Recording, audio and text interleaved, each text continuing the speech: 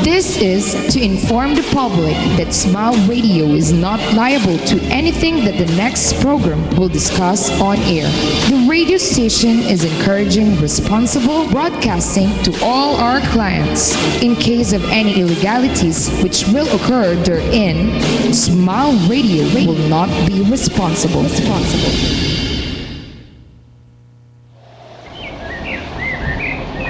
Alhamdulillah Rabbil Alamin wa salatu wa salam ala Rasulillah.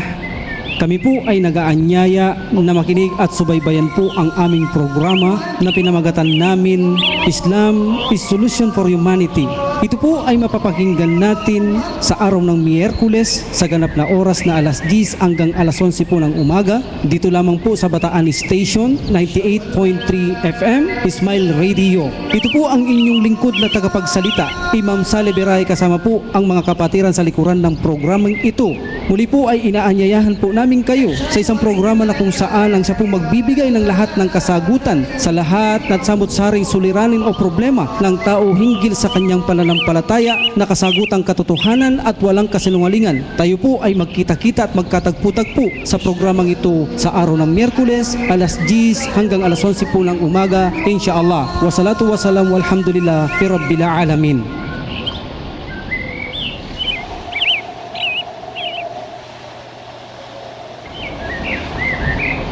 Allahu Akbar, Allahu Akbar. Allahu Akbar,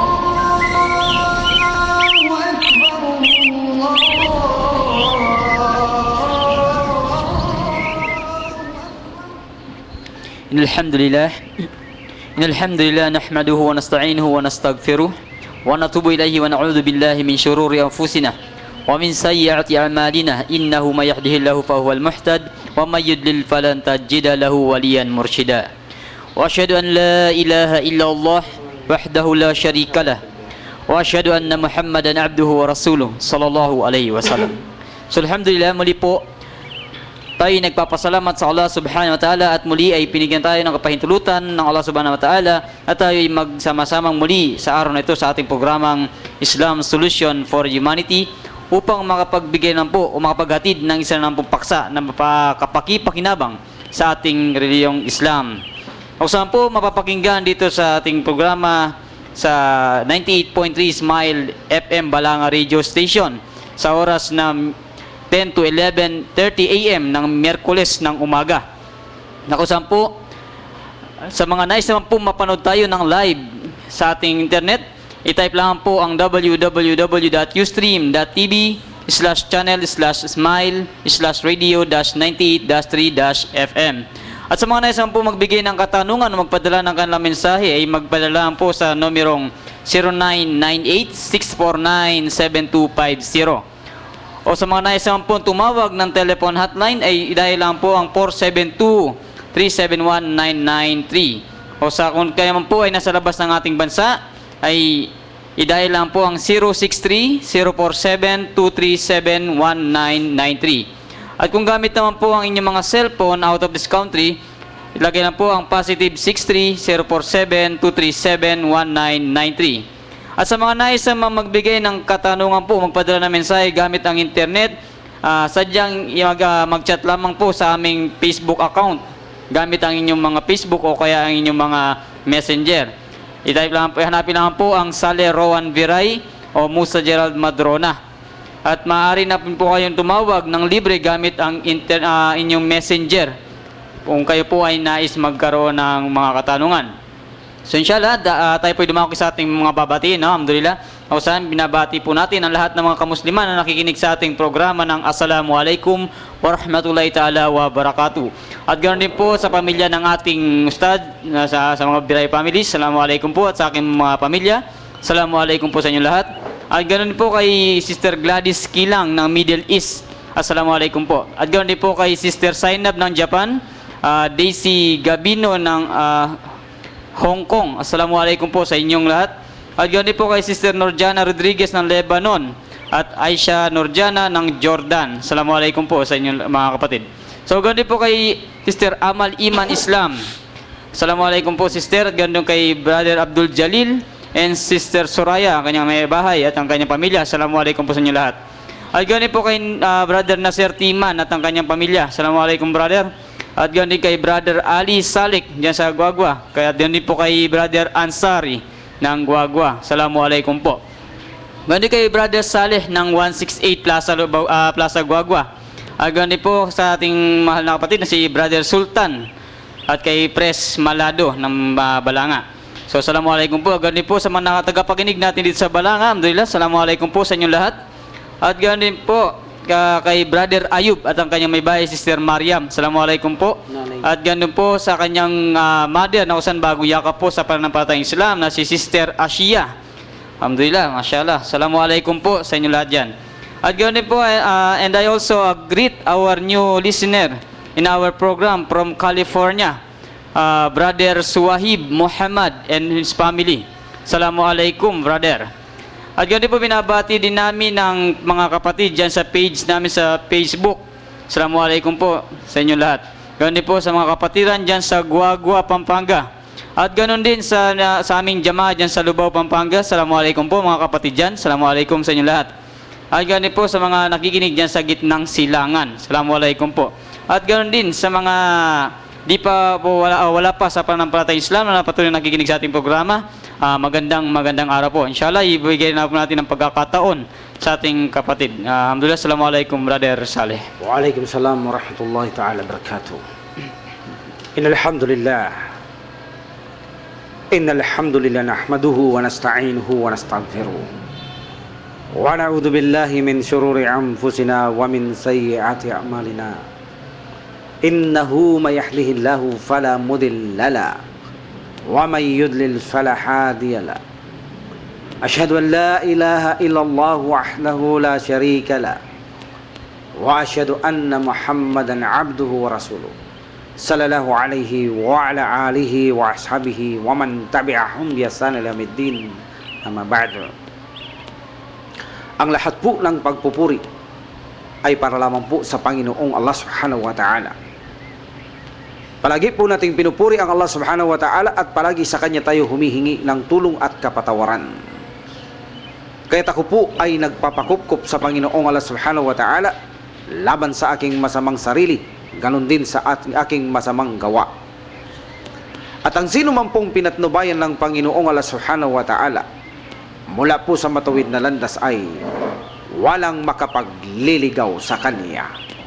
At ang sino naman pong maligaw mula sa matuwid na landas ay walang makapagbibigay ng patnubay sa Kanya maliban lamang ang Panginoong Allah Subhanahu wa Ta'ala. Kaya't ganoon na lamang po ang pasasalamat nating mga kamusliman na lilikha ng Panginoong Allah Subhanahu wa Ta'ala sa ating puso na pumipintig ang La ilaha illallah. Walang tunay na Diyos na karapat dapat sambahin maliban lamang sa Panginoong Allah Subhanahu wa Ta'ala. Kaya ako po ay sumasaksi na walang karapat dapat sambahin maliban ang Panginoong Allah Subhanahu wa Ta'ala. At ako rin ay sumasaksi na si Propeta Muhammad sallallahu alaihi wasallam ay kanyang huling sugo at alipin. Sumakan niya nawa ang kapayapaan at pagpapala ng Panginoong Allah Subhanahu wa Ta'ala, ganon din sa kanyang mga pamilya at mga kasamahan, of course, ganon din sa mga sumunod sa kanila hanggang sa araw ng pagkabuhay na muli. Sige po at tayo ay dumako sa ating napakagandang pagsasaluhan sa araw na ito, insyaAllah. At napaka-interesting po ng paksa po natin. Opo, ang paksa po nating pagsasaluhan sa araw na ito na ating po talagang pinagsumikapang ihinihanda at gawin itong insyaAllah na kapakipakinabang sa bawat kamusliman at ganun din sa ating mga kababayan na malaman nila ang bagay na ito. Ano po ang ating tinutukoy? Ang tinutukoy po nating papaksahin sa araw na ito ay ang susi po ng pintuhan sa paraiso. Yan po ang paksa natin. Mayroon pong susi. Ito pong pintuan sa paraiso ay mayroon po itong susi bago makapasok ang isang tao dito sa paraiso. Napakaganda po ng ating papaksahin, lalo na po sa ating mga kapatirang Muslim na kung saan ay dapat nila itong maunawahan. upang sa ganun ay makabit natin bawat isa ang makapasok sa paraiso. Alam niyo po ba na hindi po uubra sa ating pananampalatayang Islam na tayo ay nagsasabi ng la ilaha illallah araw-araw, abay mayroon po itong ngipit. Ito po ang susi ng paraiso, ang la ilaha illallah. Ito po ay mayroong ngipin.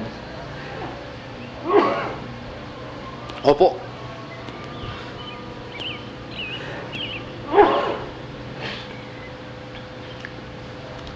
Ang susi po sa paraiso ay sinabi ng Propeta Muhammad sallallahu alaihi wasallam ay la ilaha illallah. Walang tunay na Diyos na karapat-dapat sambahin maliban sa Allah. Yan po ang susi. Ngunit batid po natin, gaya ng sabi ng mga kasamahan ng Propeta Muhammad sallallahu alaihi wasallam, na ang bawat susi ng mga pintuhan, alam po natin ito ay mayroong ngipin. At anila, anumang susi na mayroon itong depekto kahit isang ngipin, ay hindi mo mabubuksan ang pintuhan. Ibig pong sabihin ay,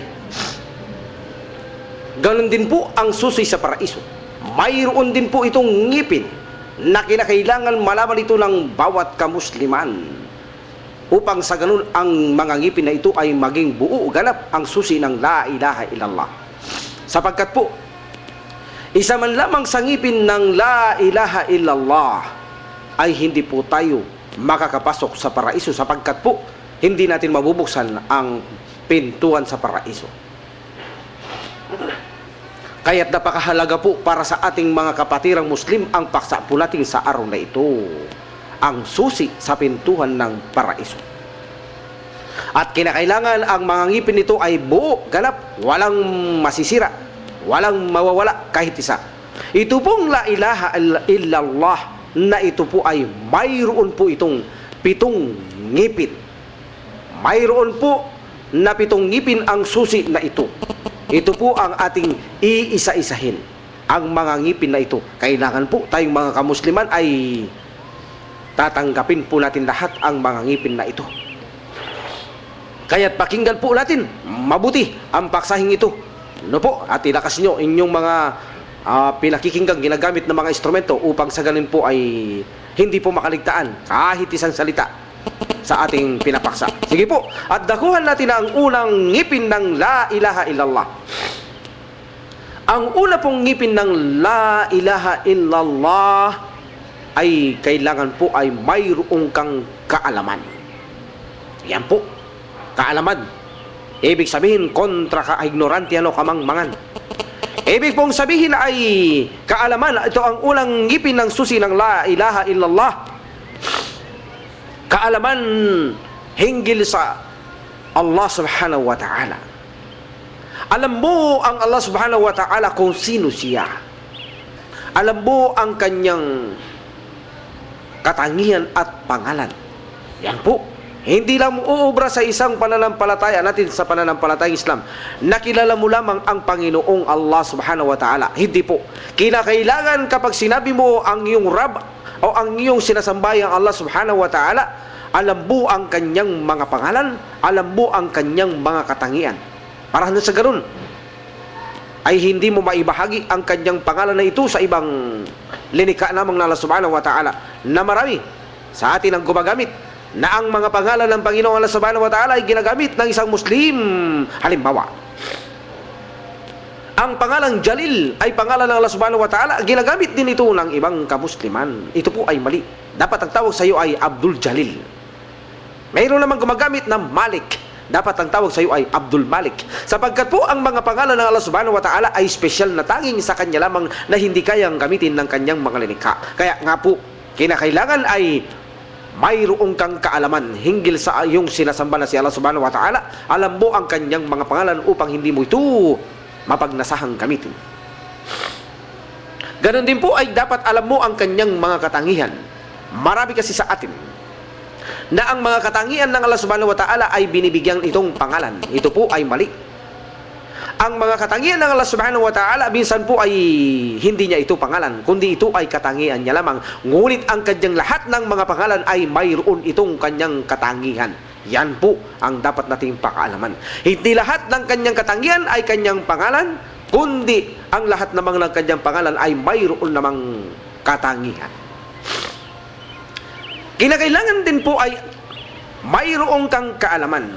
Nababatid mo, nalalaman mo ang kaisahan ng kanyang pagkapanginoon. Ibig pong sabihin kapag sinabi mong la ilaha illallah, ang unang ngipin ay ang kaalaman. Alam mo na iisa lamang ang Panginoon. Ang Panginoon Allah subhanahu wa ta'ala, at alam mo ito ang kahulugan niya.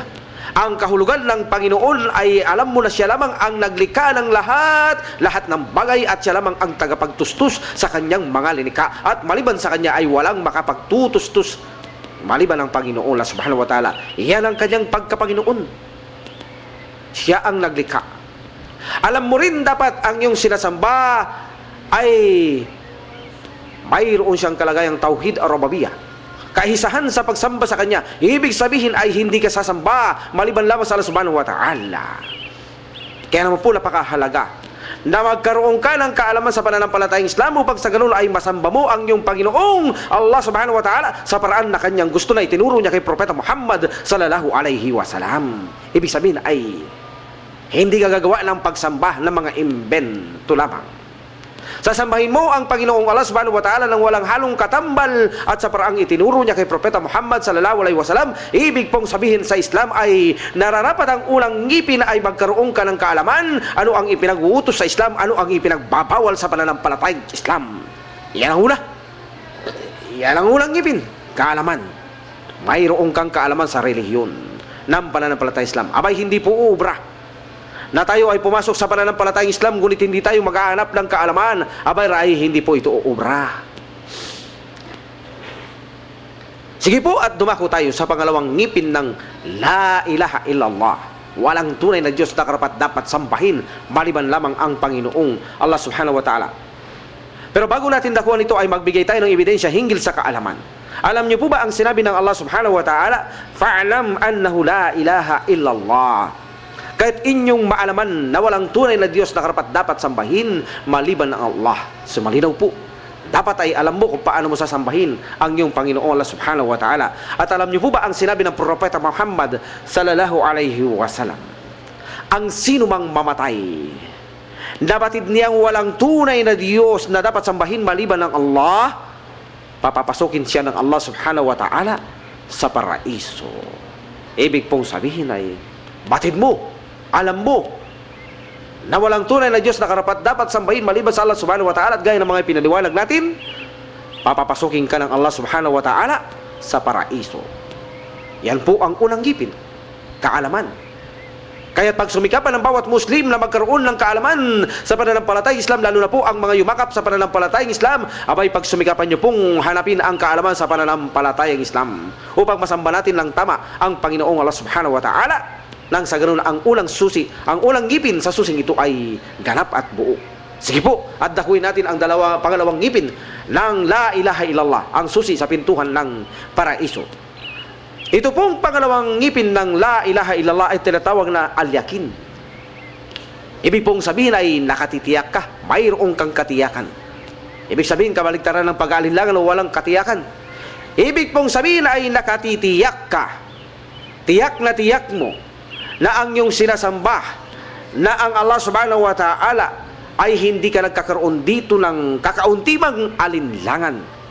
Hindi ka nagkakaroon ng kakauntimang pag-aalinlangan. Hindi ka nagdududa sa kaisahan ng Panginoon subhanahu wa ta'ala, sa kanyang kaisahan ng Panginoon, sa kaisahan ng kanyang pagsamba sa kanya, na hindi ka magbibigay ng katambal. Ang lahat ng kanyang magandang pangalan ay sa kanya lamang, at ganun din ang kanyang mga tangian. at ang kanyang batas ay mananatili. Susundin mo kung anong gusto niya at iwasan mo kung anong pinagbabawal ng Allah subhanahu wa ta'ala. Tiyak na tiyak ka sa lahat ng mga batas ng mga ito. Hindi ka nagkakaroon ng kakauntimang pag-aalinlangan o pagdududa sa iyong puso hinggil sa paniniwala sa Allah subhanahu wa ta'ala at kay Propeta Muhammad sallallahu alaihi wasallam. Anong sabi ng Allah subhanahu wa ta'ala? Innamal mu'minuna alladhina amanu billahi wa rasulihi thumma lam yartabu.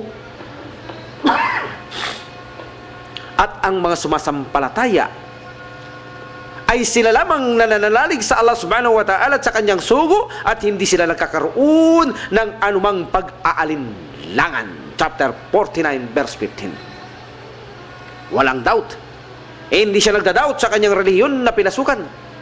Tiyak na tiyak siya sa pinasukan niya, sa kanyang pananampalataya. Tiyak na tiyak siya sa kanyang sasambahin na ang Panginoong Allah subhanahu wa ta'ala lamang, hindi niya sasambahin ng iba. At tiyak na tiyak siya sa Propeta Muhammad sallallahu alaihi wasallam ay huling sugo lang at alipin ng Panginoong Allah subhanahu wa ta'ala at walang kaduda-duda sa kanya itong kanyang puso kahit nakatiting. Sinabi ng Propeta Muhammad sallallahu alaihi wasallam, walang sinumang makakatagpo kay si Allah subhanahu wa ta'ala, ibig sabihin sa kabilang buhay, na nagsabi na walang dapat sambahin maliban sa Allah subhanahu wa ta'ala at ako ang kanyang sugo, at siya ay walang alinlangan o duda sa pagbigkas ng syahada na ito na hindi siya papapasukin sa paraiso ng Panginoong Allah subhanahu wa ta'ala. Narinig mo, kapatid? Walang sino man daw na kapag harap mo sa Allah subhanahu wa ta'ala na ikaw ay bumibigkas dati na syahadu la ilaha illallah wa syahadu anna Muhammadar Rasulullah, na hindi ka papapasukin sa Allah subhanahu wa ta'ala sa paraiso kung ikaw ay matapat, walang duda sa pagbigkas ng syahada mo. Yan po, kapatid. Ibig sabihin ay tiyak na tiyak ka sa iyong pananampalatayang pinasukan, walang kaduda-duda na ang mga batas nito, na ang Propeta Muhammad sallallahu alaihi wasallam, na ang Allah subhanahu wa ta'ala ay ang karapat-dapat sambahin na nag-iisang Diyos, walang duda, walang alinlangan, di katiting sa iyong puso. Tanggap na tanggap mo ang lahat, ang anumang ipinagutos, ipinagbabawal, na iintindihan mo, hindi nauunawaan o nauunawaan mo man, ang lahat ay tinatanggap mo ng bukal sa iyong puso nang walang pagdududa. Yan ang ikalawang ngipin. Nakatitiyak tayo ng walang alinlangan sa ating relihiyon na ito ay tama at totoo, maging ang kanyang mga batas. Yan ang pangalawang ngipin. Dakuhan natin ang pangatlong ngipin. Yaong bang tinatanggap mo? Yaong bang al-kabul? Yaong pagtanggap? Tinatanggap mo? Pagtanggap. Tinatanggap mo anuman ang utos ng Panginoong Allah subhanahu wa ta'ala.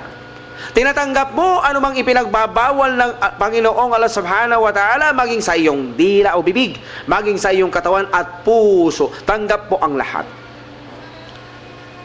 Ang sino mang tinanggihan niya ang syahada, pagsaksi na walang tunay na Diyos, na karapat-dapat sambahin maliban sa Allah subhanahu wa ta'ala, at si Propeta Muhammad sallallahu alaihi wasallam ay kanyang huling sugo at alipin. Ang sino mang tinanggihan niya ito, hindi niya tinanggap, kahit batid niya na ito ang tunay na karapat-dapat paniwalaan, ngunit hindi mo ito tinanggap, ngunit batid mo ito ay karapat-dapat paniwalaan, hindi ka pa rin naging mananampalataya. Hindi ka pa rin naging Muslim. Kitang sino mang Muslim na nagkakapos ka sa kaalaman, nagkakaroon ka ng duda at hindi mo ito tinatanggap, tayo po ay nasa labas ng bakod ng Islam. Anong sabi ng Allah subhanahu wa ta'ala? Apatu'minuna biba'dil kitabi wa takfuruna biba'd? Kayo baga ay naniniwala lamang sa bahagi ng kasulatan at nagtatakwil sa iba? Ibig sabihin, kung mayroong kang tatanggapin sa ayan ng Allah subhanahu wa ta'ala, batas, ay tanggap mo kapag gusto mo, kapag ayaw mo, hindi mo ito tatanggapin. Ano sabi ng Allah subhanahu wa ta'ala? فَمَا جَزَاءُ مَنْ يَفْعَلْ ذَلِكَ مِنْكُمْ إِلَّا خِزْيٌ فِي الْحَيَاةِ الدُّنْيَا وَيَوْمَ الْقِيَامَةِ تَرَدُّونَ إِلَى شَدِّ الْعَذَابِ. Chapter 2 verse 85. Datapwat anuman ang kabayaran sa inyo na may mga pag-uugaling ganito, maliban sa kahihiyan sa buhay sa mundong ito, at sa araw ng muling pagkabuhay sila ay isasadlak sa kasakit-sakit na kaparusahan. Ibig pong sabihin ay sa Islam po ay Hindi ba maaaring pipiliin mo lamang ang iyong tatanggapin maging sa kanyang mga utos o batas? At itatakwil mo kapag ayaw mo ito. Marami sa atin sa panahon natin mga kamusliman ngayon, kapag hindi nila gusto ang isang nakasalaysay sa banal na Quran o hadith ng Propeta Muhammad sallallahu alaihi wasallam na autentibo, binibigyan nila ito ng sariling interpretasyon ayon sa kanilang sarili, ayon sa kanilang nais. At kung hindi nila gusto ang isang autentibong hadith, simple lang ang sasabihin nila, ito ay hindi autentibong hadith, mahina o imbento, bagamat ang totoo, ito ay tunay at autentibong hadith. Ay hindi po uubra.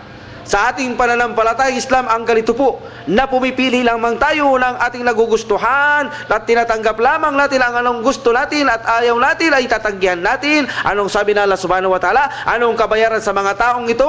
Kundi kahihiyan sa mundong ito at sa kabilang buhay ay isasadlak sila sa matinding parusa sa impyernong apoy.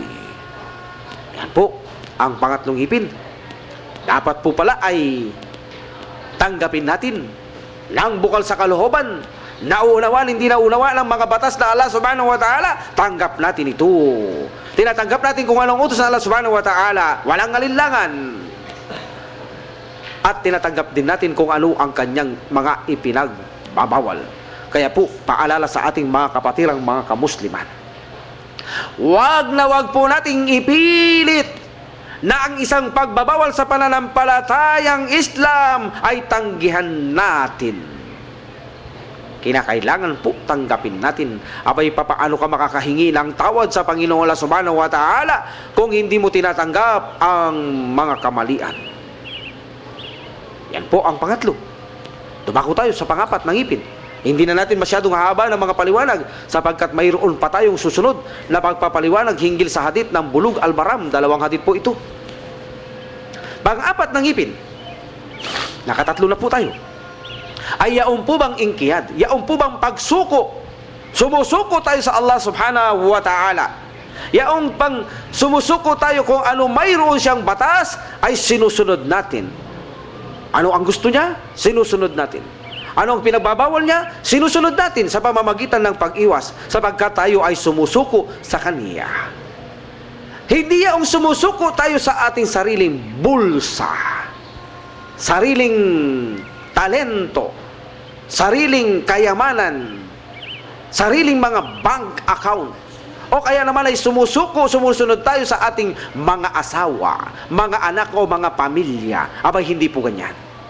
Kinakailangan po kapag pumasok ka sa pananampalatayang Islam at binigkas mo ang la ilaha illallah, walang tunay na Diyos na karapat-dapat sambahin maliban sa Allah subhanahu wa ta'ala, ay handa ka pong sumuko sa Kanya at sa Kanya lamang, maging ang iyong mga labag na pagnanasa ay hindi mo ito susundin sapagkat sa paningin ng Allah subhanahu wa ta'ala, ang pagsunod sa mga pagnanasa, ito ay pagbibigay pagtambal sa Kanya.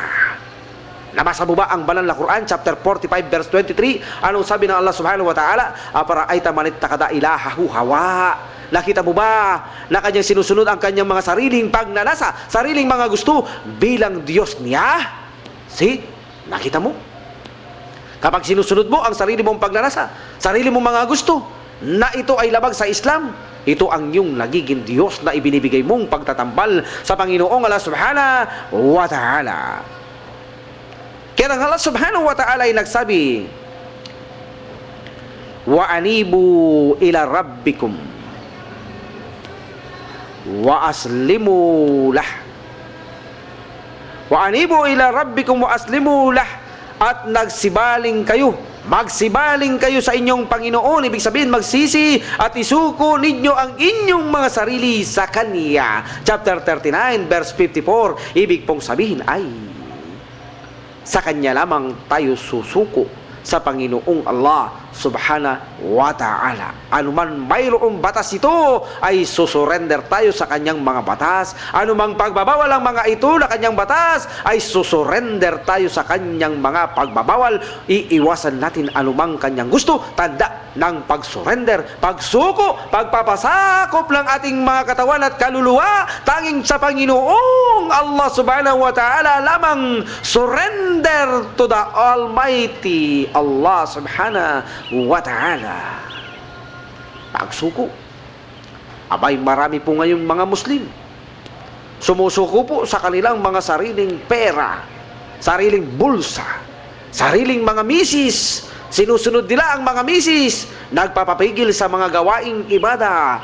Sumusunod sila sa kanilang mga talento, sariling pagnanasa. Hindi po ito ganun. Kinakailangan po ay sundin natin ang Allah subhanahu wa ta'ala, hindi ang ating mga pamilya. Huwag nating hayaan ang ating mga pamilya na maging hadlang sa pagsunod sa Panginoong Allah subhanahu wa ta'ala. Kung hindi po ay mapapalagay tayo sa panganib at peligrosong kalagayan sa kabilang buhay. Ano ang pangapat ng ngipin, kapatid? Pagsunod, pagsuko sa Allah subhanahu wa ta'ala. Isusurrender mo ang buhay at kaluluwa mo sa pagsunod sa Panginoong Allah subhanahu wa ta'ala. Kaya't naman, ang sabi ng Allah subhanahu wa ta'ala, وَمَنْ أَحْسَنُ دِينًا مِمَّنْ أَسْلَمَ وَجَهَهُ لِلَّهِ وَمَنْ أَحْسَنُ دِينًا مِمَّنْ أَسْلَمَ وَجَهَهُ لِلَّهِ. At sino pa kaya ang higit na mabuti o magaling sa pananampalatayang Islam maliban sa kanya na nagsuko sa kanyang sarili kay Allah subhanahu wa ta'ala? Chapter 4 verse 125. Sino pa raw ang magaling? Sino ang magaling aber sa lahat ng linikha ng Allah subhanahu wa ta'ala? Maliban lamang sa mga nagsisuko. Kanino? Sa Allah subhanahu wa ta'ala. Surrender sa Allah subhanahu wa ta'ala. Ibig sabihin ay susuko ka lamang sa Allah subhanahu wa ta'ala. Hindi ka susuko sa iyong mga kayamanan o mga pera o salapi o mga bank account na kung saan ay ipagmamaramot mo ito.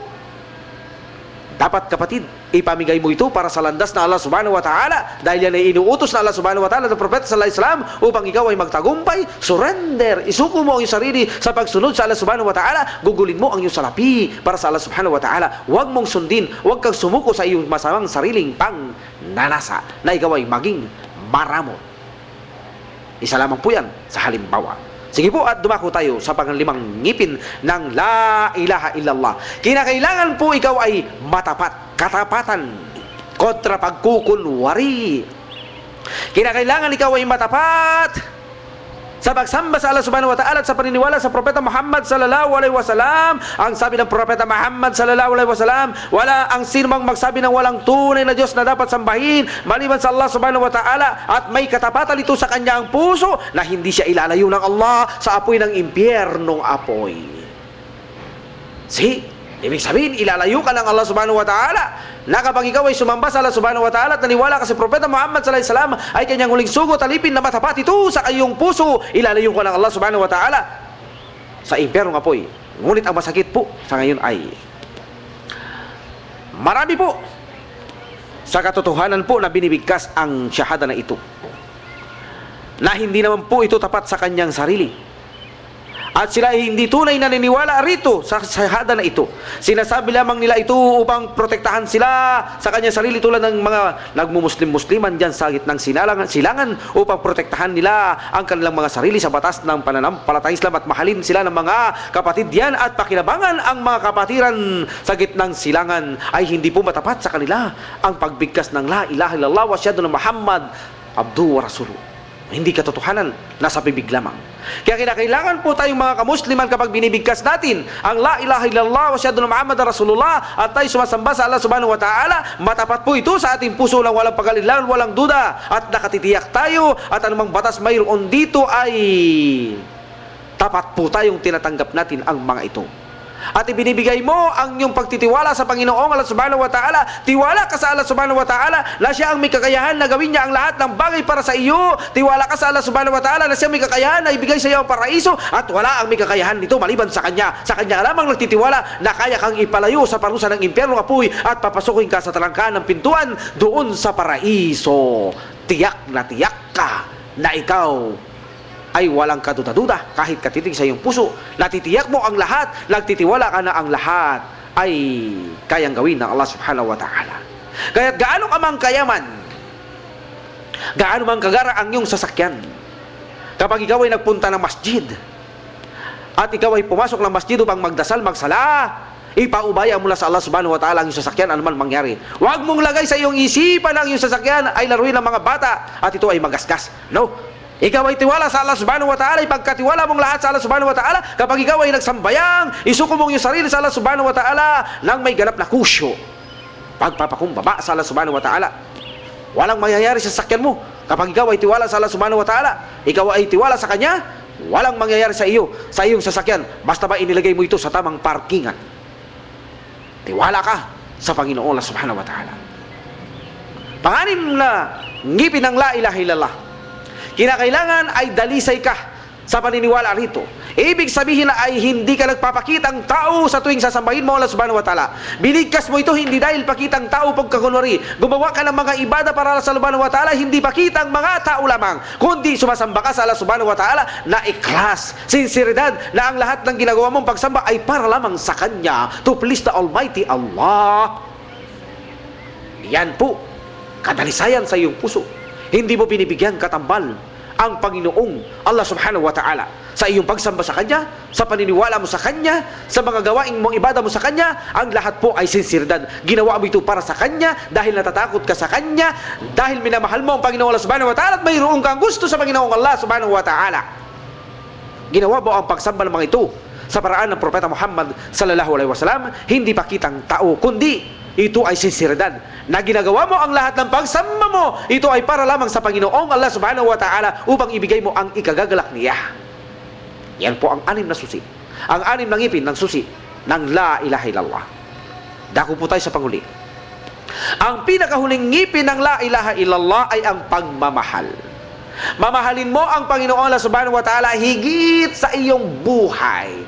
Ganon din mamahalin mo ang Propeta Muhammad sallallahu alaihi wasallam higit sa iyong buhay, higit sa iyong kayamanan, higit sa iyong pamilya, karir, talento at ano mayroon ka man dito sa mundong ito, ikaw man ay namumuno, higit na mamahalin mo ang Panginoong Allah subhanahu wa ta'ala at ang Propeta Muhammad sallallahu alaihi wasallam nang higit sa lahat ng mga ito, sapagkat hindi ka ganap magiging mananampalataya at hindi mo makakamit ang tamis ng pananampalataya hanggat hindi mo minamahal ang Panginoon Allah subhanahu wa ta'ala at Propeta Muhammad sallallahu alaihi wasallam higit sa lahat.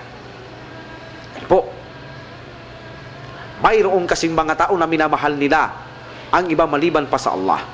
Gaya na sinabi ng Allah subhanahu wa ta'ala, wa minan nasi may yattakhidhu min dunillahi andada yuhibbunahum kahubbillah. See?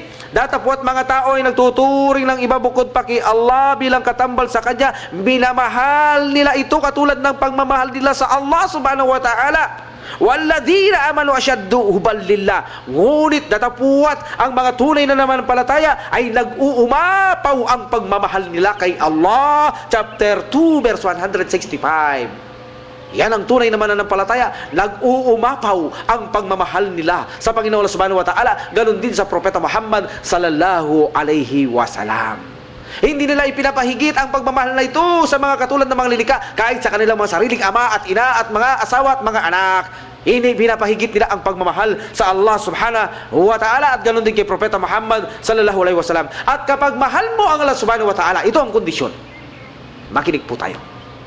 Ang kondisyon upang maikapakita natin na mahal natin ang Allah subhanahu wa ta'ala, alam niyo po ba, ito isang acid test sa ating mga kamusliman, na ginawang acid test ito sa mga sahaba o kasamaan ng Propeta Muhammad sallallahu alaihi wasallam. Ang aya na ito, chapter 3 verse 31. Anong sabi ng Allah subhanahu wa ta'ala? Kung talagang mahal natin ang Allah subhanahu wa ta'ala, sinabi ng Panginoong Allah subhanahu wa ta'ala, patunayan natin ito sa pamamagitan ng pagsunod natin kay Propeta Muhammad sallallahu alaihi wasallam. Kul in kuntum tuhibbunallah fattabi'uni. Sabihin mo, Muhammad, tinutukoy dito, naka-address kay Propeta Muhammad sallallahu alaihi wasallam. Kul in kuntum tuhibbunallah. Kung mahal nyo ang Panginoon subhanahu wa ta'ala, fattabi'uni, sundin nyo ako, sabi ng Prophet sallallahu alaihi wasallam, yuhibbikumullahu wa yaghfir lakum dunubakum wallahu ghafurur rahim. Ano sabi ng Prophet sallallahu alaihi wasallam? Mamahalin din kayo ng Allah subhanahu wa ta'ala, patatawarin kayo ng Allah subhanahu wa ta'ala. Katotohanan ang Allah subhanahu wa ta'ala ay mapagpatawad at mapagpaunawa, mapagpamalhin, maawahin. See? Ibig pong sabihin, ang tunay na pagmamahal sa Panginoon subhanahu wa ta'ala ay sinusunod mo ang Propeta Muhammad sallallahu alaihi wasallam. Hindi ang sinasalungat mo ang kanyang sugo. Kung mahal natin ang Allah subhanahu wa ta'ala, sundin natin ang Propeta Muhammad sallallahu alaihi wasallam. Kapag sinunod natin ang Propeta Muhammad sallallahu alaihi wasallam, ito ay tanda ng tunay na pagmamahal natin sa Allah subhanahu wa ta'ala. At sa ganito ay mamahalin din tayo ng Allah subhanahu wa ta'ala at patatawarin tayo sa ating mga kasalanan. Ito po ang maiksing pagpapaliwanag ng mga ngipin ng la ilaha illallah. Nararapat natin itong tanggapin at panghawakang mahigpit tayong mga kamusliman. At kapag napaghawakan natin ang la ilaha illallah na ito at ang mga ngipin na ito, mga kapatid, alam niyo po ba na ang pagbigkas ng la ilaha illallah ay mabigat pa sa mundong ito at sa kanyang nilalaman? At alam niyo po ba, ang sino mang nagsabi nito ay ipinagbabawal sa kanya ang impyernong apoy na ganap ang 7 ngipin na ito ng la ilaha illallah? At alam niyo po ba, ito ang dahilan kung bakit tayo linikha ng dakilang malilikha ng Allah subhanahu wa ta'ala upang siya'y sambahin lamang, at ito ang pangunahing tungkulin ng tao. At alam niyo po ba na ito ang pinakamahusay na salita sa lahat ng salita sa mundong ito, ang la ilaha illallah kasabay ng 7 ngipin. Ang sino mang magbigkas nito, kahit bago pa siya malagutan ng ininga, ang paraiso ay ipinangangako sa isang Muslim. Basta tanggap niya ito, ang la ilaha illallah kasabay ang 7 ngipin na ito na walang kulang. Makakaasa po tayo mga kapatid ko sa pananampalataya. Mabubuksan po natin ang pintuan ng paraiso at tayong lahat ay makapasok dito nang sama-sama. Ipagkaloob nawa sa atin ito ng Panginoong Allah subhanahu wa ta'ala. Amir Rabbil Alamin. Sige po, at magbalik tayo sa ating paksay sa Bulughal Maram at mabigyang katunggunan ang mga katanungan. At maaari na po kayo mag-text, libre po sa pamamagitan ng inyong messenger, o kaya naman po ay tumawag, ay libre po ito. Sige po, sa inyo pong pagkakataon, at bigyan natin ng pagkakataon kay Brother Musa. Assalamualaikum, brother. Waalaikumsalam, mashallah, alhamdulillah. Napakagandang paksa na kung saan ay dapat pag-aralan ng bawat kamusliman at sino man na nais na makabayan ng Allah subhanahu wa ta'ala. So, alhamdulillah, inshallah ay ngayon sa pagpatuloy po natin ang paksa na kung saan ay pagpapaliwanag, pabibigay ng kunting paliwanag sa abot ng ating mga kaya, inshallah, sa aklat ng Bulughal Maram. Alhamdulillah. So tayo pwedadako sa hadith number 6 kung saan ito po ay nakasulat ito. A man who accompanied the Prophet sallallahu alaihi wasallam narrated, Allah's Messenger sallallahu alaihi wasallam forbid a woman from bathing with the water left over a man, and a man from bathing with water left over by a woman. Instead, they should both scoop up handfuls of the water together. So reported by Abu Dawud and An-Nasai, and its chain of narrators is sahih.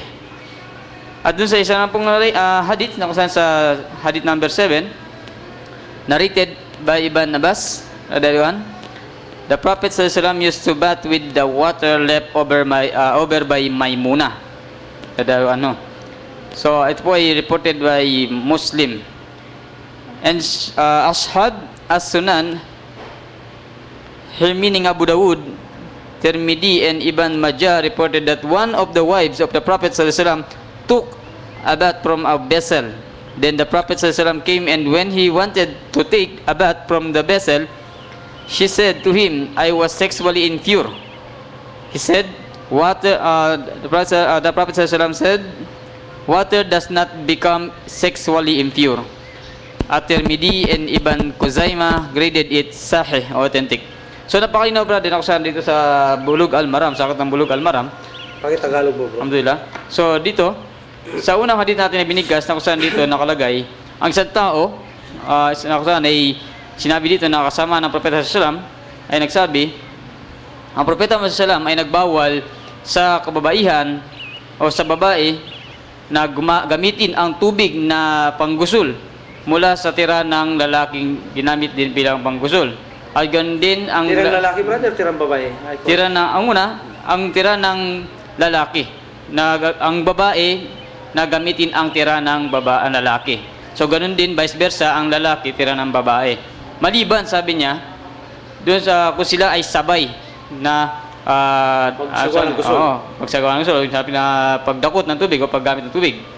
So dito ang hadith na ito ay malinaw na authentic. So sa isang hadith naman, mababasa natin mula kay Ibn Abbas, ang Propeta sallallahu ay gumamit ng tubig mula sa pinagtirahan ng ginamit ni Maimuna, isa sa kanyang mga asawa. So ito rin daw, isa naman sa isang sinabi dito na bilang parugtong niya o bilang pang suporta, ang Propeta Muhammad sallallahu ay ginamit niya ang tubig mula sa isang vessel. Baksan sa tirahan ng isa sa mga asawa ng Propeta Muhammad sallam, ako saan ang asawa niya ito ay nagsabi sa kanya, "Ya Rasulullah, ang tubig na ito ay ginamit ko mula sa aking pagka-sexual impure." So ang Propeta Muhammad sallam ay nagsumagot, ang tubig ay hindi maaaring maging sexual impure, masira o maging junub. So dito ang lahat ng mga hadith na binanggit natin, brother, ay puro authentic o sahih. Na kung saan naman, kung titignan natin dito, halos pawang sila ay kung titignan natin talaga, siya parang contradict sa isa't isa. So dito siya, bibigyan natin to ng ilang sa mga dapat nating... Paano siya naging contradiction, brother? Kung titignan natin, brother, sa unang hadith, na sinabi sa hadith nito, malinaw na nagbawal ang Propeta Muhammad sallallahu alaihi wasallam. So ngayon sa pangalawang hadith, binawal, brother? Pakilinaw. So dito, dito binawal niya na gamitin ang tira ng tubig ng lalaki o ganoon din ang babae. Kung naggusul na ang lalaki at gagamitin ng babae, ito'y pinagbawal niya. Or kaya naman pinanggusulo na ng babae at gagamitin ito ng lalaki ay pinagbawal niya. Instead, dapat sila ay maaari kung magsabay.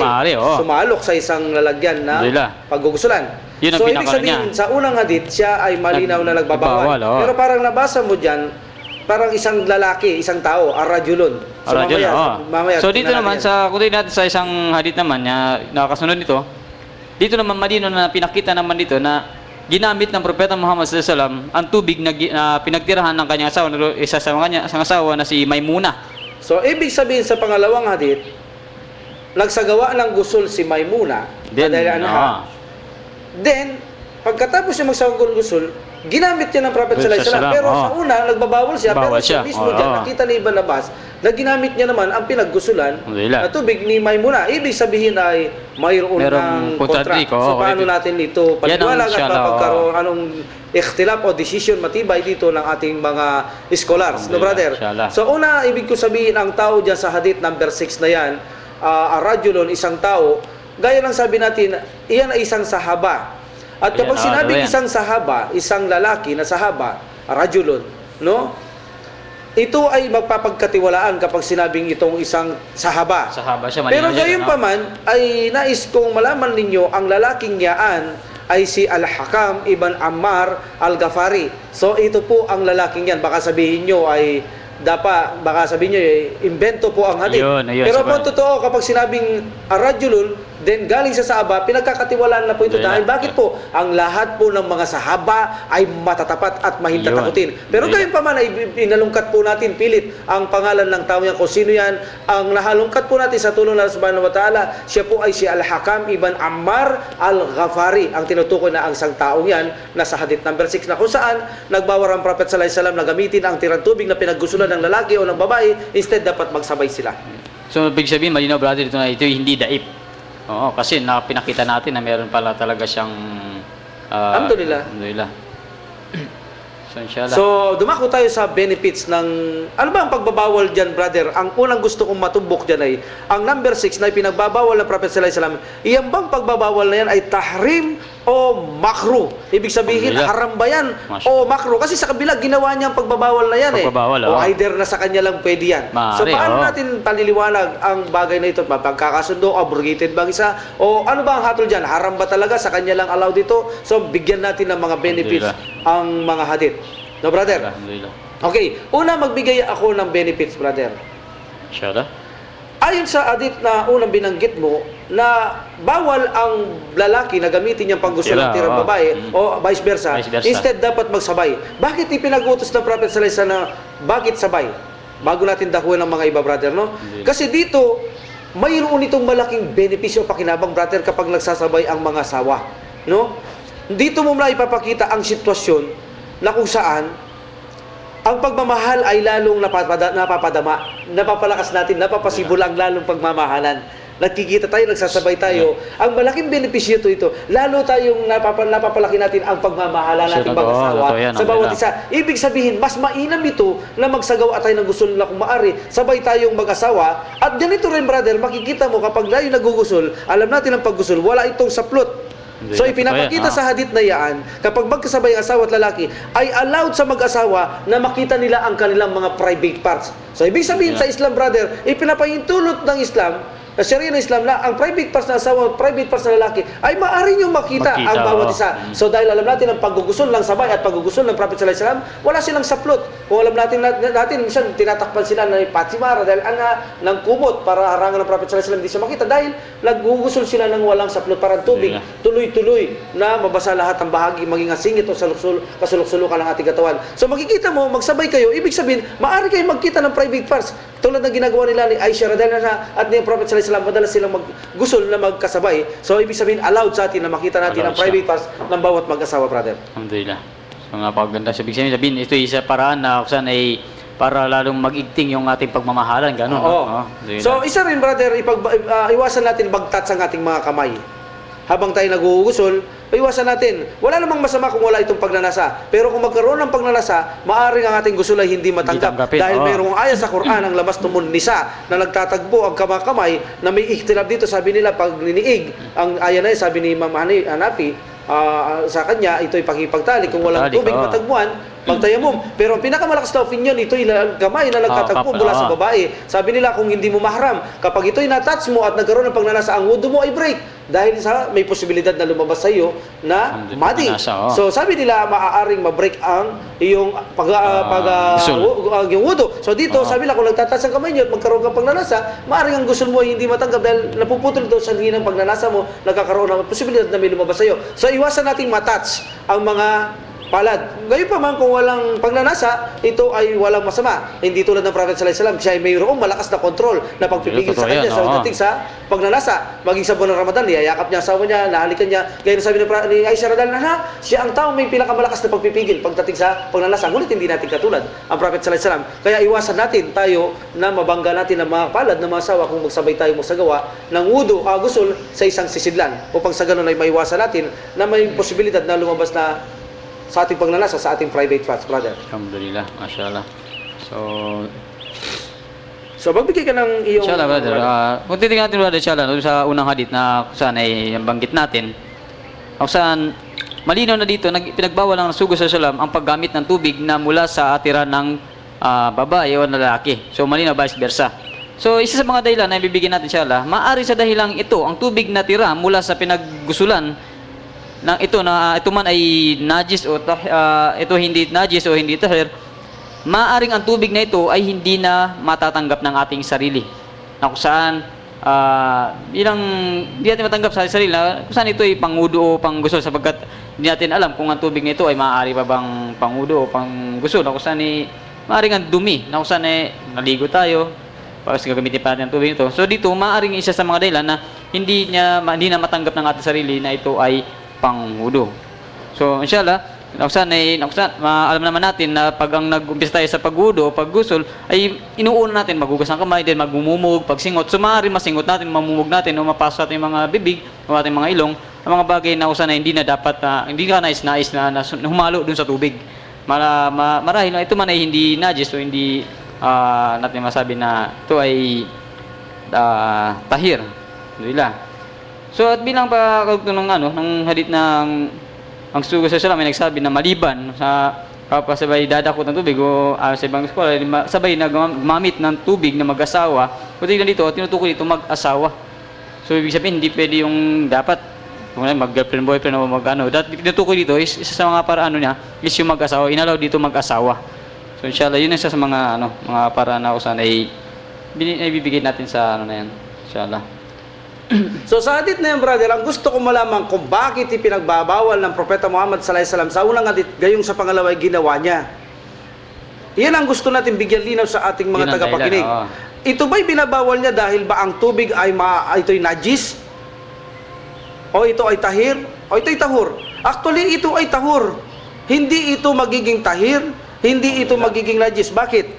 Sapagkat mismo ang Prophet sallallahu alaihi wasallam, kung natatandaan natin sa panahon na si Abu Hurairah radhiyallahu anhu sa Al-Madinah, noong nagumpukan sila doon, umalis si Abu Hurairah at umuwi sa tahanan, siya pala ay junub at nagsagawa ng gusul. Tinanong siya ng Prophet sallallahu alaihi wasallam kung saan nagpunta si Abu Hurairah. So nang dumating si Abu Hurairah radhiyallahu anhu, sinabi ng Prophet sallallahu alaihi wasallam saan sa galing. So sabi niya, Rasulullah, hindi ako nakipagumpukan dahil ako ay junub. So sabi ng Prophet sallallahu alaihi wasallam, ang isang mu'min, Abu Hurairah, kailanman ay hindi siya nagiging najis. So, ibig sabihin, kung ginamit ng isang junub ang tubig, ay hindi ito magiging najis. So, malinaw na ito ay hindi magiging najis.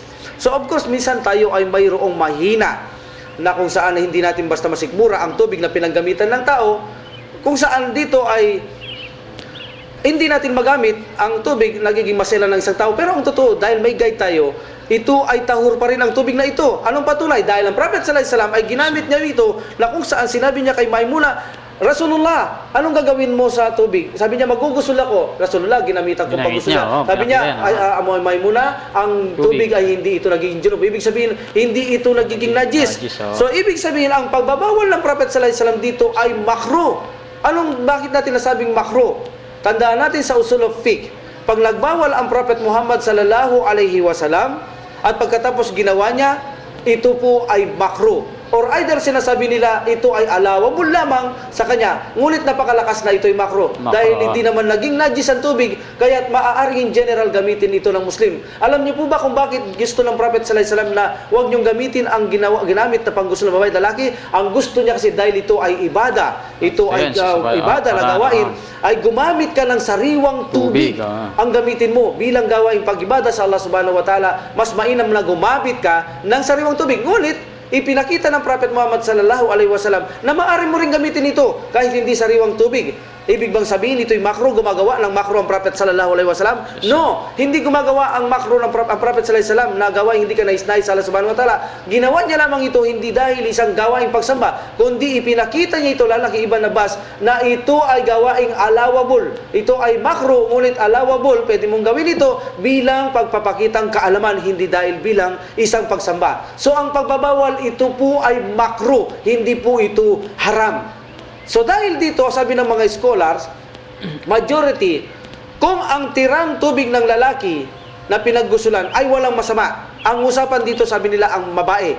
Kapag ang babae ang tira nito, no, dito ay mayroon silang ikhtilaf. Ang sabi nila, kapag ang babae naggusul at ang babaeng ito ay hindi mo nakikita ang kanyang pinaggusulan, maaari mong gamitin, sabi nila. Dahil hindi mo nakita, ang lalaki, ang tao minsan hindi nagiging maselan. Sa bagay nito, hindi ka magiging maselan dahil hindi mo nakita, allowable. So sabi naman ng iba, kinakailangan makita mo habang naggusul ang babaeng ito, bagamat di kayo sabay, ay maaari mong gamitin ang tubig na pinaggusulan niya. Ganyan ang ginawa ng Prophet sallallahu alaihi wasallam. Ang totoo, nakita mo man o hindi, ay maaari mong gamitin ang tubig na ito. Ito ang pinakamalakas at tamang opinyon. Ngunit ito ay gawaing makruh. Mas mainam na gumamit kayo ng sariwang tubig kaysa pinagamitan ng gusul na tubig ng babae o kaya ng lalaki. Alhamdulillah, mashallah. So malinaw dito ba, napakita na kailangan malinis ang tubig na dahil sa patungkol sa ibada ang gagawin, ano? Oo, lalo na kung yan ang tinutukoy dyan, yung maliit na tubig lamang, brother. Lalo na kung malaking tubig ay lalong walang masama. So malinaw na sinasabi ito, ang nangyari niyan is dislike lamang na, brother. Makruh. Tandaan ninyo, pag usul of fiqh, kapag nagbawal ang Prophet sallallahu alaihi wasallam at pinahintulutan niyang gawin ito o ginawa niya, ito po ay makruh. At kapag nag-utos ang Prophet sallallahu alaihi wasallam, nag-utos siya, halimbawa pinag-utos niya na wajib magsagawa ng gusul pag Friday, utos yan, hindi yan pagbabawal. At pagkatapos ay ipinakita niya na nagwudo siya o ipinagutos niya, walang masama kung magwudo kayo, sabi niya, biglang nagkaroon ng mababa pag-uutos. Ito po ay, ang paggugusul na ito ay mauuwi na rekomendado po ito. Hindi po ito wajib. Ito po ay rekomenda sapagkat okay din na magwudo kahit sa araw ng Biyernes. Ito ay mabuti. Ngunit mainam, ibig sabihin, magsagawa ka ng gusul pag araw ng Biyernes, ito po ay rekomenda. So tandaan po natin yan, napakalaga sa usul of fiqh yan.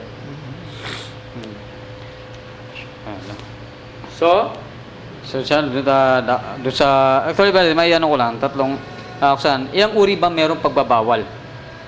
Anong pagbabawal, brother? Tulad na sinabi mo na may tatlong uri, kusan, may sinasabi na ibang mga scholars sinasabi, may tatlong uri pagbabawal, kusan, ng lubusan mong, lubusan mong iiwan at hindi mo gagawin, mga ganyan, na ano. So, ano yung mga paliwanag meron dito, bakit nagkaroon ng tatlong uri ng pagbabawal? So, sa pagkakataon, brother, inshallah. So dito, inshallah, meron po tayong nasasabi natin na una, yung lubusan mong iiwanan, yung unang uri ng pagbabawal. Lubusan mong iiwanan at hindi mo na ito gagawin. Tulad ng isang mga pagbabawal ng Prophet sallallahu alaihi wasallam na siya ay nagbawal, ito ay nuksan na pagbabawal na maigpit niya pinagdidiinan na ito'y bawal. So ito'y mga paraan nuksan dapat natin sundin na hindi na dapat na bigyan ng mga bagay na na bigyan ng mga bagay na pagsuway. Inshallah, no? So inshallah na meron po tayong katanungan, inshallah. Buksan mo natin yung katanungan, inshallah. So, alhamdulillah. So, sa pangalawang katanungan, ay sa pangalawang uri naman, yun yung pagbabawal na kung saan nasa iyo kung gagawin mo o hindi. O natawag na ito yung, nasa iyo kung tatawag na makruh. Ito ganyan, nasa iyo kung gagawin mo o hindi. Yung natawag nga natin na sinasabi ni brother na ito yung makruh, yung dislike o mga ganyan bagay. So, ito yung pangalawang uri ng pagbabawal. So, yung pangatlong uri ng pagbabawal na hindi naman lubusang pagbabawal para ipakita at ang higit na mainam na gawain. Nausan na nagbawal, na may pinagbawal ngayon, hindi naman siya totally talaga pinagbawal, pero ang pinapakita dito ay may mas mainam na dapat gawin. So yun yung tatlong klase ng uri ng pagbabawal. Nausan ay hindi dapat natin siya pinagwawalang bahala rin. Nausan dapat pag-aaralan din natin siya yung mga bagay na ganyan. At bilang karagdagan po, mga kapatid sa pananampalataya, tandaan natin, kapag ang Allah subhanahu wa ta'ala at Prophet sallallahu alaihi wasallam ay nag-uutos, halimbawa, huwag mong gawin ito, hindi naman po nangangahulugan na antimano ito ay haram.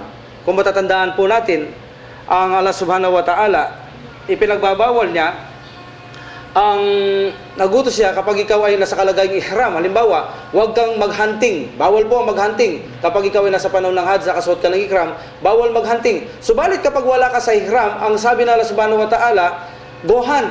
So, ibig sabihin, obligado ba sa iyo na maghunting ka na dahil pinapahintulutan ka ng Allah subhanahu wa ta'ala? No, ito ay allowable pero hindi ito wajib. Hindi ito fard na gawin mo ito dahil mismo ang Prophet Muhammad sallallahu alaihi wasallam hindi ito ginawa. So, ibig sabihin, kapag nag-uutos ang Allah subhanahu wa ta'ala at Propeta Muhammad sallallahu alaihi wasallam, minsan hindi naman ito obligado. Minsan ay muba lamang ito, minsan naman ito ay rekomenda. So palagi natin tatandaan itong pag-uutos ng Prophet sallallahu alaihi wasallam sa hadith number 6 na kung saan huwag niyong gamitin ito. Ito po hindi tahrim. Ito ay pag-uutos na ito ay makruh. Huwag niyo, hindi ka nais-nais na gawain, huwag niyo dapat gamitin itong tubig na tirang pinaggusto ng lalaki babae. Ngunit ang gawin ninyo, ito ay makruh. Ito ay maaari ninyong gawin. Ngunit mainam na gumamit tayo ng sariwang tubig. Alhamdulillah. Inshallah, brother, meron tayong isang katanungan. Inshallah, isingit lang natin, no? Alhamdulillah. So dito, inshallah, meron po tayong katanungan mula sa Facebook kung saan ang tanong po niya.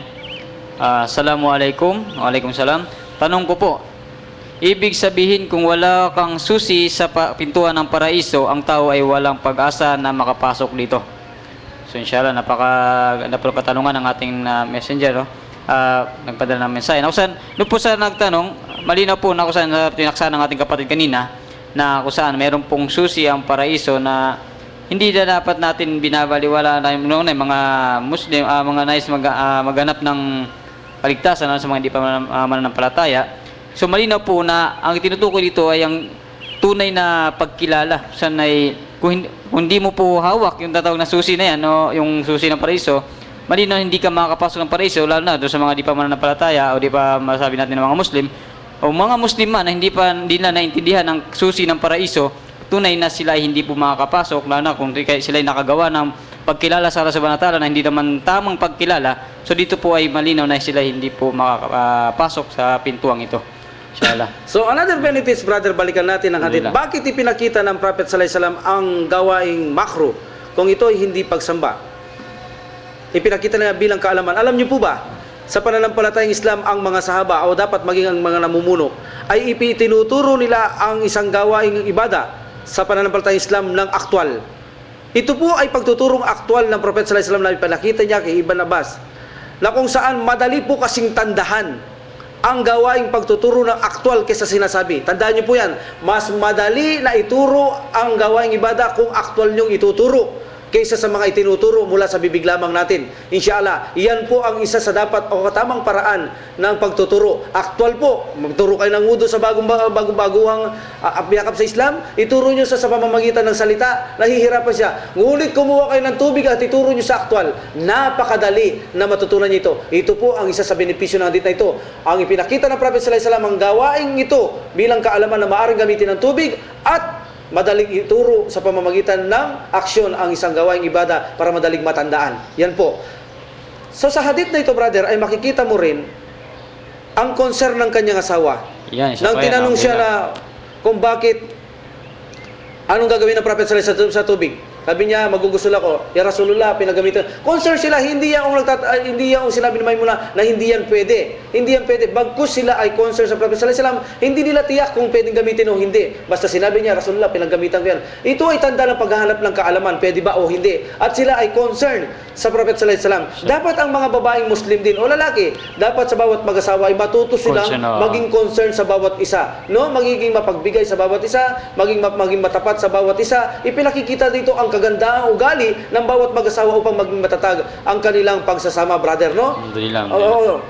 At yan ay hindi nalilingit sa ating binasa na mga dalil na kung saan concern si Maymuna sa kanyang asawa, kung saan Lalo na pinag-usapan nito pagsamba. Oo, pagsamba siya, no?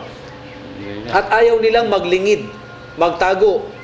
Bakit ano nga ibig sabihin ayaw ng maglingid? Sinabi niya, Rasulullah, pinagamitan ko yan ng gusul. Dahil ako'y junub. Hindi sila naglilingid sa kanilang mga asawa. Sinasabi nila ang mga katotohanan. Ibig sabihin sila ay matapat sa sugo. Dapat sa atin ay nagiging matapat din ang bawat mag-asawa, brother. Meron ka pang benefits sa din? Wala na, wala na brother, na nabanggit mo na halos. So dito makikita mo rin ang takot nila sa Allah. See? Dahil sila ay matapat, ayaw nila naloloko, ayaw nila tatago sa ano kay Prophet sallallahu alaihi wasallam. Nagpapakita ito na sila ay mahitatakutin sa Allah subhanahu wa ta'ala. Ayaw nilang lokohin ang Prophet Muhammad sallallahu alaihi wasallam. See? So, ang tubig na ito ay hindi nagiging junub. Sabi ng Prophet Muhammad sallallahu alaihi wasallam, brother, ibig sabihin sapagkat ang Muslim ay hindi naman ito najis. At ito rin ang pagbabawal dito ay ang sa maliit lamang na tubig, brother. Yung tubig, Oo. Ibig bang sabihin, brother, kung malaking tubig ay ipinagbabawal na gawin ito? So dito, hindi mo siya pwedeng pagbawal, brother. Actually, malinaw dyan. Sinabi dyan, maliit na tubig lang. Ay napat of water. Di ba? Dahil kung malaking tubig ito ay hindi natin kayang sirain o kahit na gawin sabihin maging tahir ito, ano paman. Ibig sabihin, ang pagbabawal dito ay yaong sa maliit na tubig lamang. Meron mang sinasabi yung mga pag-aralan mo, brother, na sinasabi mo sa akin hindi sa maliit na tubig na ito? May ibang scholar nagsasabi na kung ang tubig na kung saan ay pinagtirahan ay maaaring gamitin conforme doon sa tinira niyang tubig. Conforme. Oo, conforme. Kung doon sa natira niyang tubig is kalahati yung ganyan, mga kalahati, kung sa 1 litro, sa 10 litro, may natirang 5 liters, ito pa ay considera na hindi na dalisay na tubig. Pwede pang gamitin. Pero kung lalagpas pa siya ng more than 7 liters na nagamit at natira na 3 liters, ganyan, so ito ay considera na hindi na pwede gamitin. Dahil nga sa tubig ito ay maaaring mas malakas na o higit na ang kanyang karumihan. Kaysa dun sa May tanong tayo, bro, dalawa. So, ito po, mali po isang may tanong po dito. Salam, ano po ang mainam na oras para sa pagsagawa ng 5 sala? So, siya dito, mainam na oras. Ito ay natawag na yung 5 pillars of 5 paraan ng sala, no? Saan? Ibig sabihin, brother, ano daw ang mainam na paraan sa pagdadasal ng 5 sala? Ibig sabihin yan, takdang oras. Takdang oras. Ibig sabihin, pwede bang i-delay yan? Yan ang sinutukoy siguro dyan. So, ang pinakamainam na oras na isagawa nyo ang sala ng Fajar ay agad-agad pagkatapos ng bang. Maging sa masjid. Sapagkat ang panahon ng Prophet sallallahu alaihi wasallam, madilim pa, ginagawa nila matapos ang sala, hindi pa sila nagkakakilala ang bawat kasamahan niya. So ito ang pinakamahusay na sunna. Agad nyong gawin ang sala ng Fajr pagkatapos makapagsunan ng mga tao at wala na kayong hinihintay sa masjid. Itayo nyo ito at mas mainam kung naumpisan nyo ito ng maaga at umabot kayo ng medyo nagliliwanag, mahaba ang konti ang sura, ang gaya ng sura ng Prophet sallallahu alaihi wasallam, 60 above ang bersikulong binabasa niya kapag Fajr, no? So ito ay mainam. So ang pagdating naman sa duhur ay mainam na i-delay ninyo.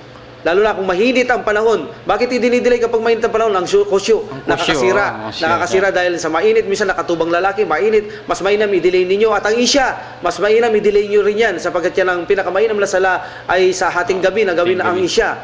Maliban kung sa masjid ay hindi na yun dapat magpahirap dyan. Kung mapapagkasunduan natin sa masjid, mga kalalakihan, maliban, mainam na ito ipagpaliban natin, pagpaliban ng kaunting oras. Ang pagdarasal ng isya, i-delay ng kaunti. Ito ay sunnah at mainam na sala. Ngunit pagdating sa asar at maghrib ay pagkatapos ng bang, kung kompleto na kayo sa masjid o kung sa tahanan, ay agad-agad na ninyo itong gawin. Sapagkat ang maghrib, alam natin, pagkatapos ng Prophet sallallahu alaihi wasallam, mga sahaba, kung isisibat mo raw ang iyong pana, ay makikita mo kung saan pa ito dadapo. Ibig sabihin, ay nakikita pa nila, maliwanag pang natatapos ang kanilang maghrib. So, yan ang mga tamang paraan ng pagdarasal ng oras ng 5 sala. Dalawa lang maaari nyo delay, duhur kung mainit ang panahon, at ang isya.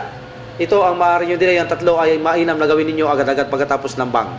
Alhamdulillah, masya. Sa isang tanong naman, brother, dito, meron pang tanong na, Assalamualaikum warahmatullah. Waalaikumsalam. Ano po ba ang malaking kapakinabangan? So, ibig sabihin, malaking kapakinabangan para sa mga dumadalit ng banal na Quran. Sa tanong na yun, kung saan, ang una sa may bibigyan natin na kapakinabangan dito ay bawat dumadalit sa bawat letra ng banal na Quran ay may katumbas na reward sa bawat letra nito, no? 10 times. 10 every letter. Every letters yan. Alif, 10 letters. Lam, 10 letters. So, unang benefits yan. So, isa sa mga benefits pa, benefits na may bigay natin sa tanungan ni sister, na kung saan, dito ay isa sa miracle na kung saan ay binigay sa atin ng Allah subhanahu wa ta'ala na tayo ay ginamit ng Allah para mapanatili ang banal na Quran sa original nitong teksto na kung saan ay pinangako ng Allah, sinabi nga niya na ang Quran ay pangangalagaan niya. At isa itong milagro na natanging natitirang milagro sa lahat ng mga propeta, natanging ito lang milagro na dala ng Prophet sallallahu alaihi wasallam. So nagkukulang tayo sa oras, brother. So sa mga benefits nito, ito po ay ebidensya sa inyo sa kabilang buhay, ang pagbasa ng Quran. Kapag binasa niyo ang banal na Quran, ito po ay magbibigay ng ebidensya sa inyo sa kabilang buhay, either na kayo pagtatanggol niya o kayo ay sasabihin ipapahamak niya ito dahil hindi niyo sinunod ang utos ng banal na Quran. Kung kayo naman ay sumusunod, ipagtatanggol niya kayo. Ganon din ang Quran ay mamamagitan nito sa kabilang buhay para sa atin, sa harapan ng Allah subhanahu wa ta'ala. Ganon din ang pagbigkas ng banal na Quran ay itinataas ang inyong antas at kalagayan sa mundong ito. Ganon din ang pagbagkas ng banal na Quran, ikaw ay nagiging kabilang sa mga mabubuting tao. Ganon din, brother, ikaw ay nagkabilang sa mga mabubuting tao, no? At dahil may hadith yan, yung taong pinag-aralan niya ang Quran at itinuturo niya, siya ang pinakamabuting tao, no? At ganoon din, ikaw ay nakakasama sa mga pag nire-recite mo ito at sa mga mararangal na anghel. Gusto ng mga anghel, mga nagre-recite. Ganon din ang iyong posisyon sa paraiso ay nakabase sa iyong sura na tatandaan o memorya. Kung gaano karami yan, ikaw ay palalakbay na subhanahu. Kung hanggang saan matapos, doon ka makarating, yun ang sukat ng iyong maging tatahanan. Habang lumalayo ka, gumaganda ang iyong tahanan, ibig sabihin. So ganon din isa sa pagbigkas ng Quran bilang panghuli. Ito ang dahilan kung bakit ang tao ay magtatagumpay sa kabilang buhay, no, upang makapasok sa paraiso dahil sa guide niya sa banal na Quran ng Allah subhanahu wa ta'ala, at marami pa pong iba. So bilang pagpapatuloy natin, brother, ay balikan natin ang hadith sa number 6, ipinagbawal ng Prophet Muhammad sallallahu alaihi wasallam ang paggugusol na tira ng babae at ng lalaki. Mas mainam kung tayo ay magsabay, dahil alam natin mayroong benefits ng sabay. Sa number 7, iginawa ng Prophet sallallahu alaihi wasallam kung anong pinagbawal niya, mismo naman siya ipinakita niya ang tirang pinanggusulan ni Maimuna radhiyallahu anha, ginamit niya. So nagpapakita po ang pagbabawal sa hadith ng number 6 ay makruh po. Hindi po ito tahrim o haram na gawin. At hindi rin po ito para sa kanya lamang. Allahu a'lam. Hindi lamang ito sa Prophet Muhammad sallallahu alaihi wasallam na maaari niyang gamitin ang tirang tubig ng mga kanyang asawa dahil sila ay mother of faith at sila ay mga nilinis, madadalisay. Ito ay tanging sa Prophet sallallahu alaihi wasallam. No. Sapagkat po malinaw na ang mga Muslim kahit sila ay junub o sila ay mga junub ay hindi po sila nagiging najis. Maging hindi mananampalataya, hindi na magiging marumi. Gaya na sabi sa banal na Quran, ang mga hindi mananampalataya ay najis. Hindi po ibig sabihin ay physical na najis. Na marumi po sila sa pagsamba. Dahil alam po natin ang mga ito kapag pumapasyal sa panahon ng Prophet sallallahu alaihi wasallam, no, nagiging bisita nila, pinapainom sila, pinapakain sila, ang mga nahahawakan nilang mga baso at mga platito o ano paman ay hindi na inuutos upang hugasan, bagkus sila ginagamit na uminom na rin dito sa mga basong ito. Kaya lumilitaw maging ang hindi mananampalataya ay hindi najis. Ibig sabihin ang mga tao, brother, pagdating sa bagay na ito ay hindi sila nagiging najis. Kaya ang tubig na yan ay hindi nagiging marumi. Ngunit ang gusto ng Prophet sallallahu alaihi wasallam dahil ito ay ibada, ay gamitin natin mas sariwang tubig bilang ibada, na gamitin natin ang mas sariwang tubig na dapat natin gamitin pangpadalisay kung tayo ay naging junub. Okay. So iyan ang hadith natin ngayon, brother. Ang hadith number, ano ba yan, brother? Number 6 at number 7, kung saan walang abrogated at nagkakasundo po ang dalawang hadith. Tandaan natin, nagkakaroon po ng abrogated sa dalawang kondisyon. Una, tingnan natin kung sino ang unang dumating. Sapagkat hindi naman pwedeng abrogated din ang huling dumating. Ang huling dumating, ang siya abrogated sa unang dumating na hadith o aya ng banal na Quran. Ngunit, kung wala lang kaparaanang may pagkasundo ang dalawa. So, yun Ngunit yung dalawang hanggat condition mayroong niya. paraan na may pagkasundo ang dalawang hadith, ay wala pong abrogated sa dalawang ito. At marami pa pong ganyan na maririnig ninyo sa paksahin natin ito sa magpapaliwanag ng mga hadith ng Bulugh al-Maram na kung saan nagbabanggaan ngunit napapagkasundo ng ating mga scholar na pinagkalooban ng kaalaman ng Panginoong Allah Subhanahu wa Ta'ala. So, inshallah, maaring dumako tayo sa susunod na hadith, brother. So inshallah sa susunod na hadith, kusan ay sa hadith number 8 na kusan ang tutukoy dito ay ang tungkol sa mga gamit o purification of the utensils. Alhamdulillah, inshallah. Kusan yung mga bagay na nadilaan ng mga hayop na najis tulad ng mga aso, ganyan. Ano yan, bro? Ibig sabihin, another ano na yan? Chapter na ba yan? Inshallah, oo. Sa Anong mga bagay chapter na tayo, sa number 8 na tayo, brother. Sa mga bagay na nadilaan ng mga hayop na najis, mga tulad ng mga baso, mga Alhamdulillah. Inshallah. So, ibig palang sabihin, brother, ay sa tubig, na ipakita na natin kung paano nagiging marumi ang tubig, brother. Alhamdulillah. Sa pamamagitan ng kulay, lasa, tamoy, kapag nagkaroon na halo ang najis, ibig sabihin, ang tubig ay marumi. Ngunit kung ang nahalo ay hindi naman ito najis, maaaring ang tubig hindi natin masikmura ay mapunta sa kalagayang tahir. Ang iba naman sabi lang, hindi na ito kinukonsidera ng tubig. O kaya maaaring ito ay tahur pa rin. Na, brother? Alhamdulillah. Okay. So, hadith number 8 tayo, na tayo, brother. inshallah, susunod. Hadith number 8 na po tayo. So, inshallah, kung may minuto pa naman, inshallah, lumako na tayo sa mga ibang katanungan. Habang may minuto na natitira. Na, brother, basahin mo yung hadith then para malaman nila, sagutin natin sa susunod, no? Inshallah, Ang hadith number 8, sa susunod na natin sa basahin. Pero ibibigay na ni Brother Musa kung ano ang hadith number 8 natin, no? So, dito inshallah, mayroon ditong hadith na kung saan na narrated by Abu Hurairah, radhiyallahu anhu. Allah's Messenger sallallahu alaihi wasallam said, "The purification of the utensil belonging to one of you, if it has been licked by a dog, is to wash it 7 times using surface soil for the first cleaning." Ito po ay reported by Imam Muslim. So another narration of Muslim was, he should pour out the contents. Ito po ay mula kay At-Tirmidhi, has using surface for soil. Alhamdulillah. Then the last, using surface soil for the first or last. So dito napakita na paggamit ng lupa ay una at ang huli. Kasi Tirmidhi yun. Pero okay, Kay Muslim, mas mainam sa kanya na pinapakita dito na unahin mo ng lupa bago ang tubig. So ibig sabihin ng hadith, bro, kapag ang tubig mo sa isang sisidlan, lalagyan, ikaw ay magudo halimbawa, at nadilaan nito ng aso, sabi niya ay ugasan ninyo yung sisidlan ng 7 times. 7 times. So inshallah, sa susunod natin paliwanag yan. Ibig sabihin, kung yun ay naging marumi, paano na kaya ang tubig pa na paggamitin pangudo? So inshallah, sa susunod natin paliwanag. At kung maaari, ay ang hadith number 9 ay susunod natin kung paliwanag natin agad-agad ang hadith na yan. So inshallah, tuloy-tuloy tayo sa hadith ng Bulugh al-Maram. So subaybayin nyo lang po itong lesson 4 natin sa Bulugh al-Maram, inshallah. So mayroon tayong katanungan sa mga papel na natin nakatambak, bro. So dito may tanong po tayo mula sa 0909-634-7260. O saan, mayroon po bang hukom sa mga hindi mananampalataya sa araw ng paghukom? So magandang tanong po yan. Ako saan? Bilang katungan po dito, totoo po. Opo. Ang hukom na sa kanila po ay tatawagin ng Allah ang kanilang sinasamba. At so, linawin ko, brother, bago mo sagutin, no? Mayroon daw po, palagay ko, Kristiyano ito, hindi Muslim. Mayroon daw po ba hukom sa araw ng paghukom? Huhukuman pa ba? Ng isa-isa, ibig sabihin, isa-isa.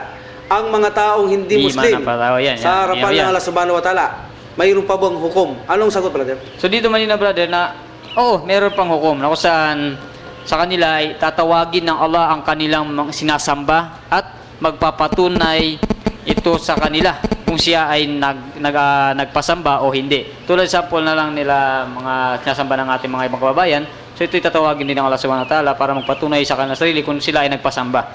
So dito, kapag ito ay nagsabi na hindi, ipinag-utos na siya ang sambahin tapos na ang kanilang hukom at ito ay sapat na sa kanila. So dito malinaw na sinasabi dito na pag sinabi ng tao na ng sinasamba nila na hindi, so dito matatapos na ang kanilang paghukom, doon maghusgahan ang kanilang mga So, gawa. ibig sabihin, brother, mabilis ang hukom sa Mabilis, kanila. oo. So, kung isa silang pangkat, lahat na sumamba kay Jesus, pumunta rito sa hanay na ito, Yan, at hanay tatawagin si Jesus. Jesus, sinabi mo ba sa mga taong ito, nasambahin ka, tangyon na? Sabihin ni Jesus sa Allah, Ay, Ya hindi, Allah, oo. kayong saksi, kayo nakakakita, kayo nakakabatid, nung ako'y naroon at nang wala na, wala akong sinabi, maliban sa sambahin lamang nila kayo.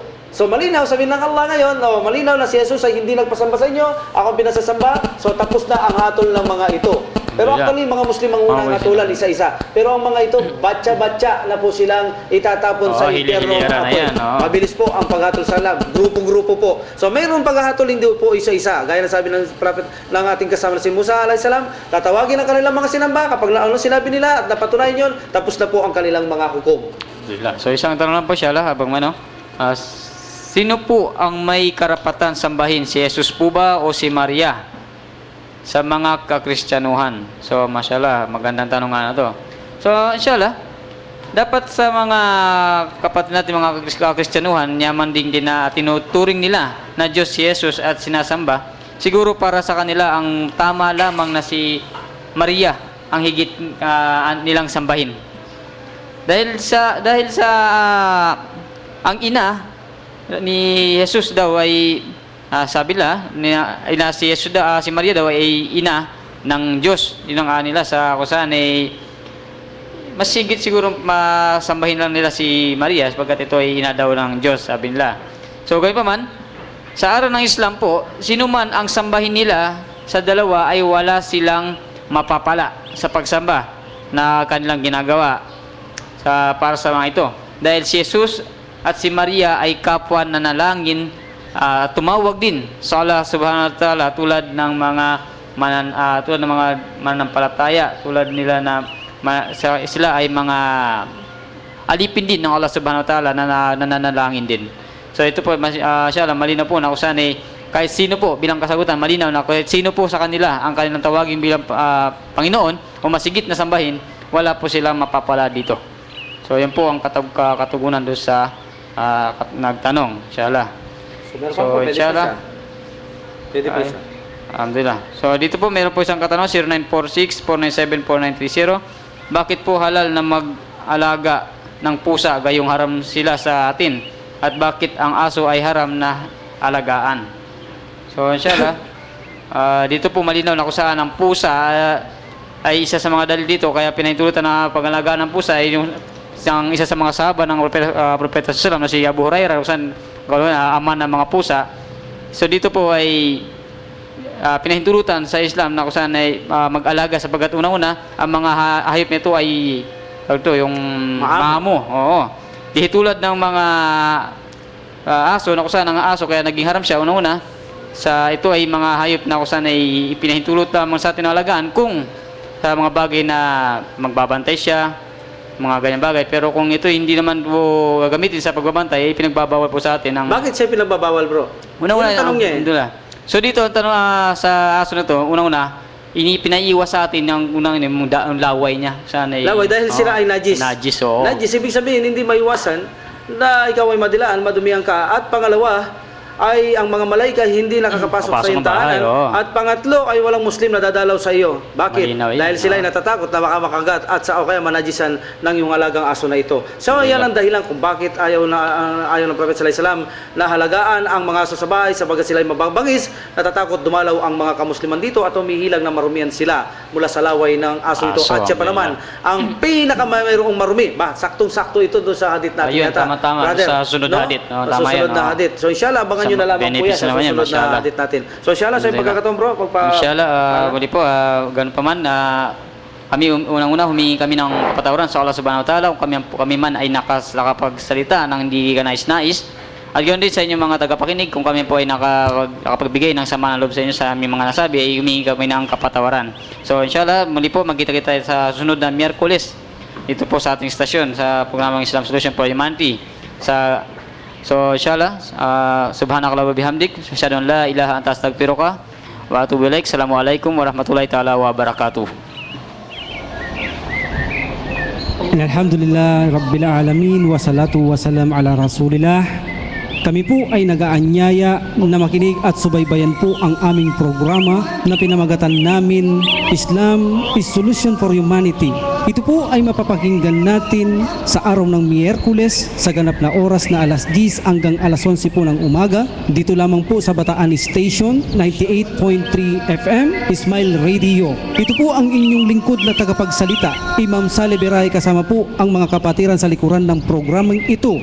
Muli po ay inaanyayahan po namin kayo sa isang programa na kung saan ang siya pong magbibigay ng lahat ng kasagutan sa lahat at samot-saring suliranin o problema ng tao hinggil sa kanyang pananampalataya na kasagutang katotohanan at walang kasinungalingan. Tayo po ay magkita-kita at magkatagpo-tagpo sa programang ito sa araw ng Miyerkules, alas 10 hanggang alas 11 po ng umaga, insyaAllah. Wassalatu wassalam walhamdulillah rabbil alamin.